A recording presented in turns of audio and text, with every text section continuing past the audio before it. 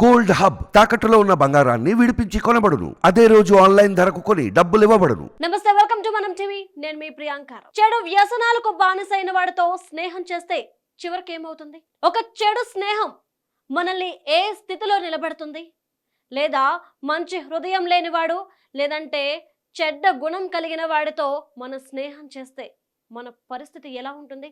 వంకర బుద్ధి కలగా వాడితో లేదా బంధాల గురించి బంధుత్వాల గురించి తెలియని వాడితో స్నేహం చేస్తే మనకి ఏ దుస్థితి పడుతుంది అనే భయం అందరికీ ఉంటుంది.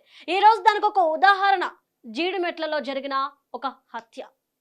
ఇక బిల్డర్ మధు హత్య ఇప్పుడు ఒక పెద్ద దుమారం రేపుతుంది. ఎందుకు ఎందుకు దుమారం రేపుతుందంటే ఈ హత్య ఏదైతే ఉందో ఇది స్నేహం అనే పదానికి మచ్చ తీసుకొచ్చింది. మధు ఒక బిల్డర్, చికోటి రామ్ సన్నిహితుడు. చికోటి రామ్ అనుచరుడైన మధు హత్య జరిగింది. ఈ హత్య చేసింది బయట వాళ్ళు ఎవరో కాదు, తన ప్రాణ స్నేహితుడు రేణుకా ప్రసాద్. అసలు ఎందుకు ఈ రేణుకా ప్రసాద్ హత్య చేశాడు? ఈ హత్య కారణం ఏంటి? అతి కిరాతకంగా పొడిచి చంపడానికి గల కారణాలు ఏంటి అని చూస్తే గనక ఇక అందరూ విస్తుపోయే నిజం ఈ మధు హత్యలో దాగుంది. అదేంటో ఒక్కసారి తెలుసుకుందాం.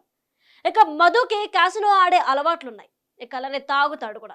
ఈ నేపథ్యంలో మధుకి మరొక అలవాటు ఏంటి అంటే గనక నవరాత్రుల ఉత్సవాన్ని చాలా ఘనంగా జరుపుకుంటాడు. ఇదే నేపథ్యంలో తన నలుగురు స్నేహితుల్ని కూడాను ఒకరోజు ఆ నవరాత్రుల్లో ఒకరోజు తన ఇంటికి తీసుకెళ్లాడు పూజ గురించి. అదే పూజలో మధు చిన్న కూతురు కూడా పాల్గొంది. ఇక రేణుకా ప్రసాద్ కన్ను మధు చిన్న కూతురుపై పడింది. ఇక అంతటితో ఊరుకున్నాడా? లేదు, ఆమెని ముగ్గులోకి దించాడు. ప్రేమ అంటే ఏంటో చూపించాడు.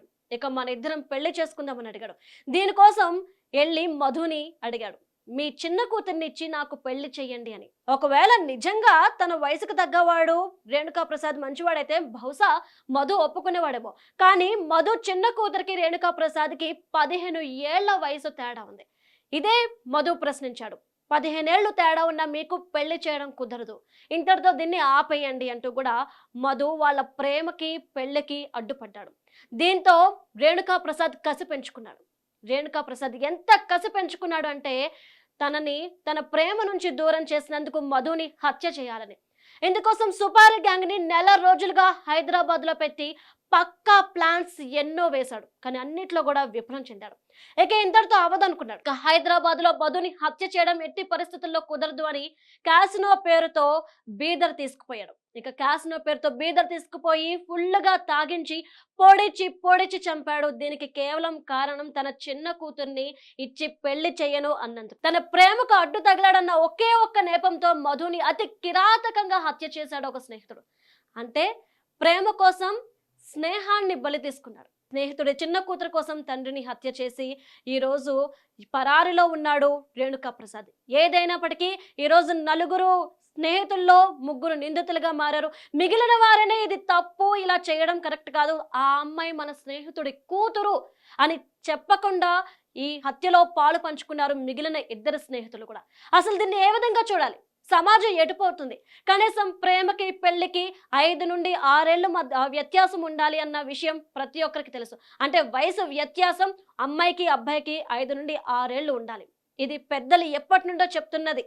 అలానే మన పెళ్లిళ్ళు అన్నీ కూడా హిందూ సాంప్రదాయంలో జరిగే పెళ్లిళ్ళన్నీ కూడా ఇదే విధంగా జరుగుతూ వస్తున్నాయి. కానీ ఎందుకు ఇది గుర్తించలేదు?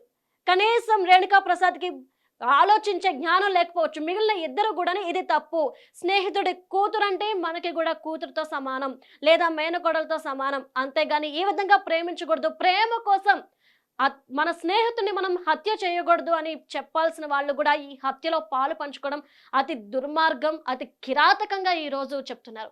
ప్రజలంతా కోరుకుంటుంది ఒకటే, స్నేహానికి మచ్చ తెచ్చిన వీళ్ళకి కఠిన శిక్ష పడాలి అని. ఇప్పుడు ప్రస్తుతానికి ముగ్గురు పరారీలో ఉండొచ్చు, కానీ ఆ కూతురి పరిస్థితి ఏంటి? ఆ కుటుంబం పరిస్థితి ఏంటి? ఒక స్నేహితుడి కుటుంబాన్ని బలి తీసుకున్నావు అంటే ఒక స్నేహితుడి కుటుంబాన్ని చీకటిలోకి నెట్టేశారు మీరు అంటే ఈ నేపథ్యంలో స్నేహానికి మచ్చ తీసుకొచ్చారంటూ కూడా ప్రతి ఒక్కరూ ఆరోపిస్తున్నారు. అసలు ఎటు పోతుంది సమాజం తెలియట్లేదు. అంటే ప్రేమించట్లేదని అమ్మాయిల్ని చంపేయడం చూస్తున్నాం, యాసిడ్లు పోయడం మనం చూస్తున్నాం. ఇప్పుడు అంతకు మించి తల్లిదండ్రులు ప్రేమ పెళ్లి కొప్పుకోకపోతే పారుపై పెళ్లి చేసుకోవడాన్ని కూడా మనం చూసాం. కానీ ఇలా ప్రేమ కొప్పుకోలేదన్న కారణంతో హత్య చేయడం, అలానే ప్రాణ స్నేహితుని హత్య చేయడం అనేది ఈరోజు జీడిమెట్లలో చూస్తే కలవరానికి గురి చేస్తుంది. ఇప్పుడు మనం ఎవరైనా సరే స్నేహం చేసే ముందు వాళ్ళ గురించి ఫుల్ డీటెయిల్స్ తీసుకున్నాకే స్నేహం చేయాలన్న థాట్లోకి వచ్చేసారు. ఇంతకుముందు స్నేహం అంటే వాడు ఎలాంటి వాడో ఏంటో ఏమీ చూడకుండా స్నేహం చేసేవారు. కానీ ఈరోజు ఆ పరిస్థితి చేయి దాటిపోయిందని ఈరోజు జరిగిన సంఘటన చూస్తే గనక మనకు అర్థమవుతుంది. ఏదేమైనప్పటికీ ఏదైతే జరిగిందో దీనికి నిందితులు ఎవరైతే ఉన్నారో ఆ నిందితులకి కఠిన శిక్ష పడాలంటూ కూడాను ప్రతి ఒక్కరూ కోరుకుంటున్నారు.